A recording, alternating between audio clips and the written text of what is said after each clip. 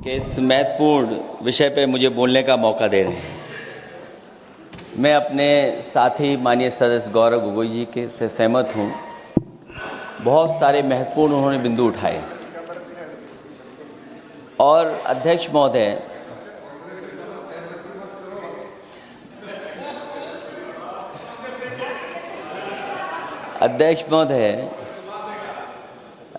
मुझसे ज़्यादा मेरे रिश्ते शायद हमारे विपक्ष के लोग ज़्यादा जान रहे हैं और जितना विपक्ष के लोग नज़र रखेंगे मैं समझता हूँ उतना रिश्ते और मजबूत हो जाएंगे। अध्यक्ष महोदय, मैं आंदोलन को बहुत दूर से देख रहा था और उस आंदोलन में जो जीत के बाद नारा लगा, एक नारा लगा अध्यक्ष महोदय, सरकार के खिलाफ नारा लगा कि सरकार को ये अहंकार था कि सरकार झुकती नहीं है, लेकिन उन्हीं नई पीढ़ी के लोगों ने ये वो नारा दिया कि झुकाने वाला चाहिए, सरकार भी झुकती है और सरकारों को झुकाना भी नौजवानों को आता है। सरकार झुकी और स्वीकार किया उन्होंने।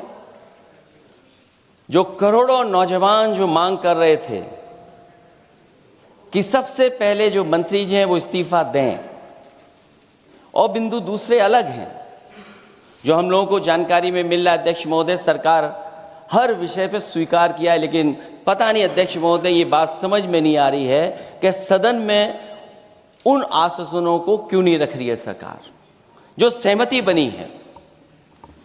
और उसके बाद अध्यक्ष महोदय, हम लोगों ने देखा कि जब मंत्री जी लौटे हैं, मंत्री नहीं रहे, उसके बाद सदन के बाहर उनका स्वागत किया गया। अध्यक्ष महोदय, जो स्वागत हुआ उसके लिए हमें कोई शिकायत नहीं है, लेकिन माननीय सदस्यों को कितनी बड़ी राहत मिली होगी, कितने बड़े संकट से बचाया उन्होंने। एक प्रधान जी को हटा करके प्रधानमंत्री बचा लिया आपने। और ऐसा अध्यक्ष महोदय आंदोलन किसी ने नहीं देखा, जिस आंदोलन में नई पीढ़ी के लोग, कम उम्र के लोग निकल करके आ गए और जो नारे दिए गए। ये सरकार पिछले कई वर्षों से नकारात्मक प्रचार पर टिकी हुई थी, नकारात्मक राजनीति करती थी और न जाने कितने हजार करोड़ रुपए खर्च किए होंगे सरकार ने नकारात्मक राजनीति के लिए। लेकिन नई पीढ़ी को मैं बधाई देना चाहता हूं, उनके मनोबल को और उनकी एकता को, और जिस तरीके से उन्होंने प्रचार किया, अंततः सरकार को झुकना पड़ गया। भाजपा वचन नहीं देती, जुमला देती है। तो मुझे उम्मीद है कि सभी युवा नौजवानों का जो मांग की है उन्होंने, उन सभी मांगों को सरकार स्वीकार करेगी। और सरकार ये भी स्वीकार कर लिया होगा कि कोई दल मजाक में बना तो कितनी बड़ा दल बन गया। जो कोई चीज मजाक से शुरू हुई वो कितना सीरियस हो गई, और इतना सीरियस हुई कि हमारी सरकार लोकतांत्रिक हो गई कि जो उनको धरने पे बैठने दिया। सरकार लोकतांत्रिक थी कि उन्हें धरने पर बैठने दिया। हमने वो भी समय देखा है कि जहां पर धरने पर नहीं बैठने दिया, वर्षों वर्ष लोग बैठे रहे धरने पर, उनकी सुनी नहीं गई। इसी दिल्ली को घेरा था किसानों ने, और सरकार को लगा कि चुनाव आ गया तो सरकार ने तीनों काले कानून वापस ले लिए। जब सरकार घबरा जाती है, डर जाती है, तो सरकार स्वीकार कर लेती है। इसीलिए वो नारा मुझे अक्सर याद आ जाता है कि झुकाने वाला चाहिए, सरकार भी झुकती है। जो विषय लाया गया है कि prevention of unlawful means act, सरकार को कम से कम ये बताना चाहिए था कि 2024 में जब ये लेकर के आए थे तो आज 2026 में कैसे पेपर लीक हो, और केवल गिनती के 1-2 पेपर लीक नहीं हुए हैं। ये ऐसा आंदोलन रहा जिसमें माँ बाप और नई पीढ़ी के लोग सब जुड़ गए। अगर हम ये माने कि 20 लाख बच्चों ने परीक्षा लिखी थी और उनके घर परिवार के सदस्यों को हम उसमें जोड़ दें, दादा दादी, माँ बाप और परिवार का कोई सदस्य, तो 5 लोग प्रभावित थे। और 5 गुणा 20, 1 करोड़ लोग नाराज हुए सरकार से। और अक्सर हम पॉलिटिकल लोग हैं, हम लोग जानते हैं जब कभी आंदोलन करते हैं तो कितनी तैयारी करानी पड़ती है, गाड़ियों का इंतजाम, खाने का इंतजाम और इंतजाम। लेकिन ये पहला आंदोलन देखा कि जिसमें माँ बाप भी जुड़ गए और कहा कि जाओ बच्चों आंदोलन करो, हम आपके साथ हैं। ये पहला आंदोलन ऐसा देखने को मिला है। और केवल दिल्ली में नहीं हुआ ये, केवल दिल्ली में नहीं हुआ ये। अगर ये बात गलत है, अगर ये बात अध्यक्ष महोदय गलत लग रही है, तो देश के होम मिनिस्टर साहब को ले आइए, वो सब एक्सप्लेन कर देंगे।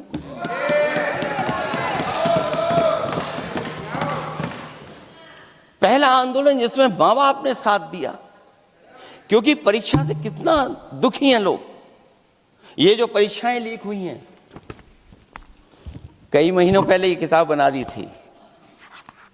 और अध्यक्ष महोदय, जो लोग चढ़ावा चोरी नहीं बचा पाए, वो पेपर लीक कैसे बचा पाएंगे? जो भगवान के दरबार से दान गायब हो गया, दान चला गया, वो लोग पेपर लीक बचाएंगे? किस कानून को, जो कानून पहले बनाया उसी कानून का संशोधन करके लेकर आए? किसकी आंखों में आप धूल झोंक रहे हैं? और अगर कानून से बच रहा होता तो भाजपा की 10 साल की सरकार में 20 परीक्षाएं कैसे लीक हो गई? 20 परीक्षाएं लीक हुई अध्यक्ष महोदय, जिसमें कोर्ट तक जाना पड़ा, उसके बाद परीक्षा रद्द हुई है। दरोगा भर्ती का पेपर लीक हो गया, जूनियर इंजीनियरिंग के भर्ती का पेपर लीक हो गया, ग्राम विकास पंचायत अधिकारी का पर्चा लीक हो गया, नलकूप चालक भर्ती का, यूपी टीईटी का परीक्षा लीक हुआ। और एक बार नहीं हुआ, 3 बार पेपर लीक हुआ यूपी टेट का। हाई स्कूल बोर्ड का परीक्षा लीक कर दिया, इंटरमीडिएट की बोर्ड की परीक्षा लीक हुई, इंटरमीडिएट का फिर परीक्षा का लीक हुआ, कई बार हुई।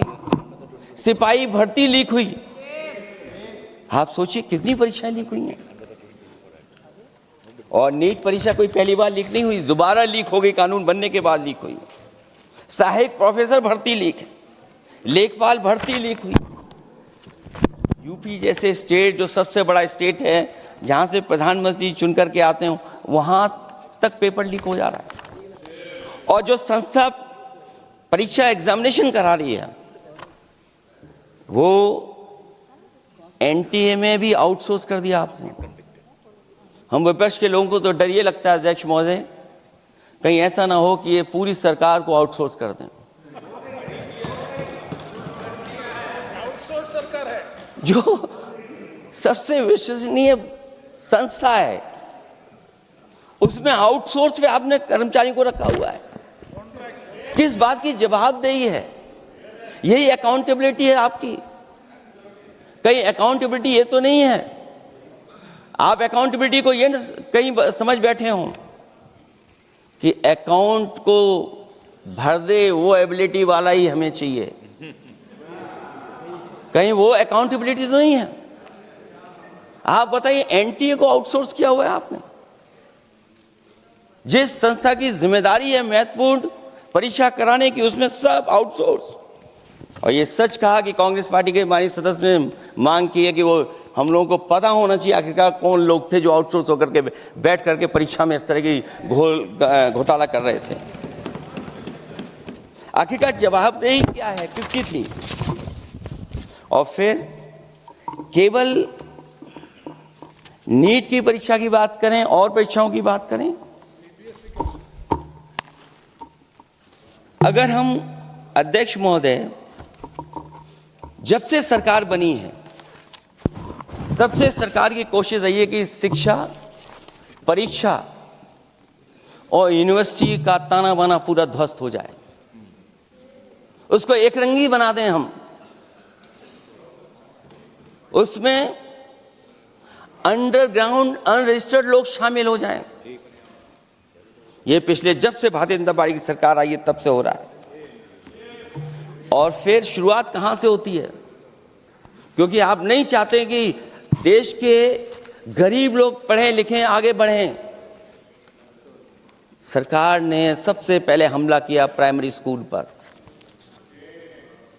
और प्राइमरी स्कूल कितने बंद किए हैं आपने? जहां से बच्चे की शिक्षा की यात्रा शुरू होती है। एक गरीब परिवार का बेटा बच्चे कहां से पढ़ करके निकलते हैं? सबसे पहले प्राथमिक शिक्षा सरकारी स्कूलों से पढ़ करके निकलते हैं। हमारे बहुत सारे माननीय सदस्य होंगे, वो उन्हीं प्राथमिक विद्यालयों से पढ़ करके आज इस सदन तक पहुंचे होंगे। आपने सबसे पहले स्कूलों पे हमला किया, और प्राइमरी से लेकर के नौकरी तक पे आपने हमला किया है। युवाओं के भविष्य पर आपने चोट पहुंचाने का काम किया है।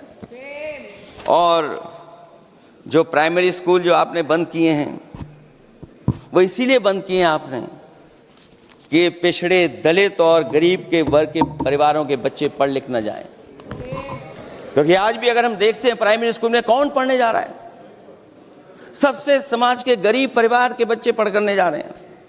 सबसे पहला हमला आपने वही किया, और इसीलिए किया क्योंकि नींव पर ही अगर हमला होगा तो ये आगे नहीं बढ़ पाएंगे। जो आंकड़े सरकार के बताए गए हैं, 1 लाख से ज्यादा सरकारी प्राइमरी स्कूल बंद कर दिए सरकार ने। और अगर ये बात गलत है तो हमें उम्मीद है सरकार इस पर भी जवाब देगी। और अगर हम आंकड़े निकालें तो जो आंकड़े दिखाई दे रहे हैं, यूपी में सबसे ज्यादा प्राइमरी स्कूल बंद हुए हैं। और ये सरकार के आंकड़े हैं कि 7 लाख से ऊपर विद्यालय थे जो अब 6 लाख रह गए हैं। और यूपी में तो सबसे ज्यादा बंद हुए हैं। उत्तर प्रदेश में 26,386 सरकारी प्राइमरी स्कूल बंद कर दिए सरकार ने। और केवल प्राइमरी स्कूल बंद नहीं किए हैं, नौकरी पे भी हमला किया है। 69,000 शिक्षक भर्ती को लेकर के बड़े पैमाने पर घोटाला किया गया। और घोटाला इतना बड़ा है कि वो सभी कोर्टों में गए हैं और पिछले कई वर्षों से आंदोलन कर रहे हैं। कोई स्थान नहीं बचा अध्यक्ष महोदय जहां पर वो शिक्षक भर्ती के लोग न गए हों। मंत्रियों के यहाँ गए, आंदोलन किया है, हाई कोर्ट गए, सुप्रीम कोर्ट गए। लेकिन देखिए सरकार भी कमाल की है कि सरकार उनको नौकरी नहीं देना चाहती। और इसलिए नौकरी नहीं देना चाहती है क्योंकि उन्होंने भर्ती गलत की है। और भर्ती में जिन लोगों का अधिकार छीना है वो सबसे ज़्यादा पिछड़े और दलित परिवार के बेटे, जिनका अधिकार इस सरकार ने छीना है। और ये अगर बात नहीं ठीक है तो हमें उम्मीद है कि सरकार इसका भी जवाब देगी। माध्यमिक स्कूलों को भी बंद किया जा रहा है और बड़े पैमाने पे स्कूल बंद हुए हैं। और जो बोर्ड की परीक्षाएं लीक हुई हैं, पूरे देश में बड़े पैमाने पर बोर्ड परीक्षाओं के पेपर लीक किए गए हैं। अध्यक्ष महोदय, हम जानना चाहते हैं कि आखिरकार 10वीं और 12वीं के पेपर लीक क्यों हो रहे हैं? 10वीं और 12वीं के पेपर लीक क्यों हो रहे हैं? इसके लिए अगर कोई सरकार के पास जवाब हो तो बताएं।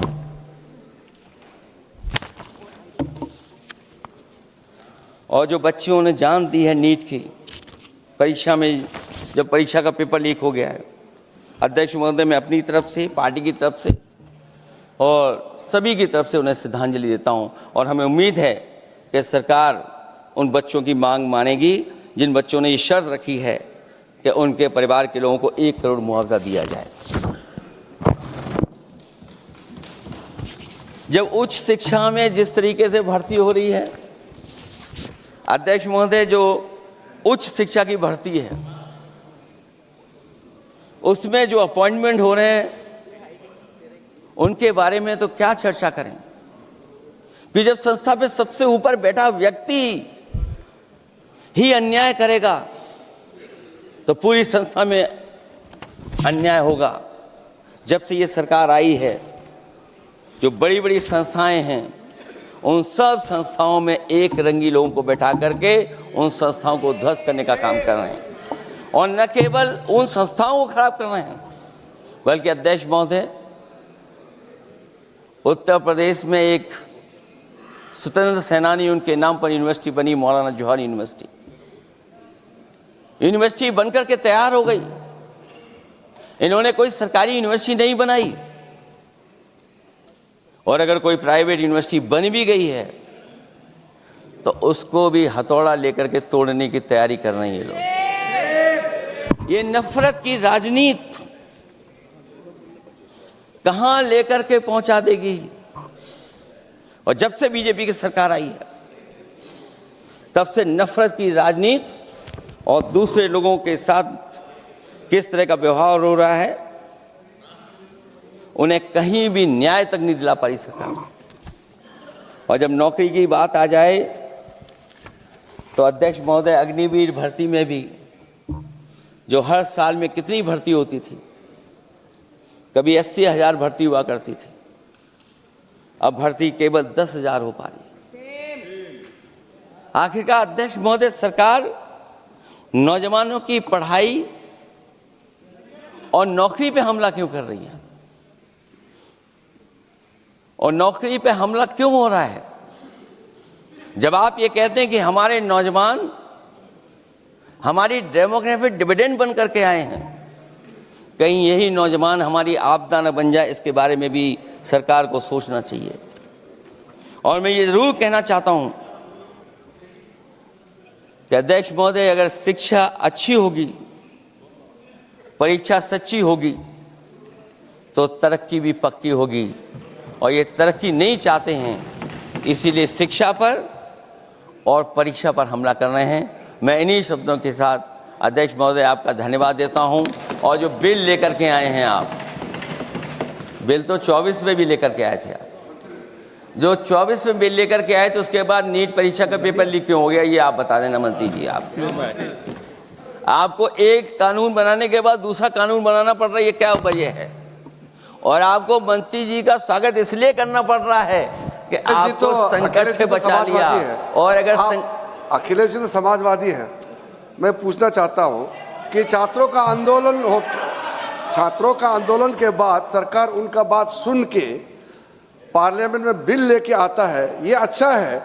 या जो आंदोलन होता है तो उसको कुचलने के लिए देश में इमरजेंसी लगा देता है, वो अच्छा? आप बता दीजिए।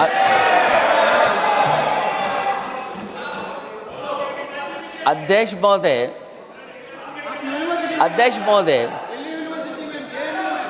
महोदय, मैं इमरजेंसी को तो नहीं देखा हूँ, लेकिन इमरजेंसी में क्या क्या हुआ है वो अभी दिल्ली की राजधानी में भी देखने को मिल गया है। आंसू के गैस के गोले और लकड़ी में लगा हुआ कुछ कील का और कांटे की चीज़ें, उस समय करंट नहीं लगाया जाता था, इस बार करंट लगाया गया। तो ये इमरजेंसी के बराबर ही हुआ है हमला, कम नहीं है। इमरजेंसी से कम अन्याय नहीं कर रहे हैं आप लोग। और याद करिए अध्यक्ष महोदय, अगर इमरजेंसी इन्हें याद आ गई है, अगर इमरजेंसी अध्यक्ष महोदय इन्हें याद आ गई है, तो इमरजेंसी के बाद भी परिवर्तन हुआ था, और हमें भरोसा है कि इसके बाद भी परिवर्तन होगा। और अध्यक्ष महोदय, मैं आखिरी में कहना चाहता हूं, कानून से नहीं, नियत साफ होगी तब नीट का परीक्षा साफ होगी।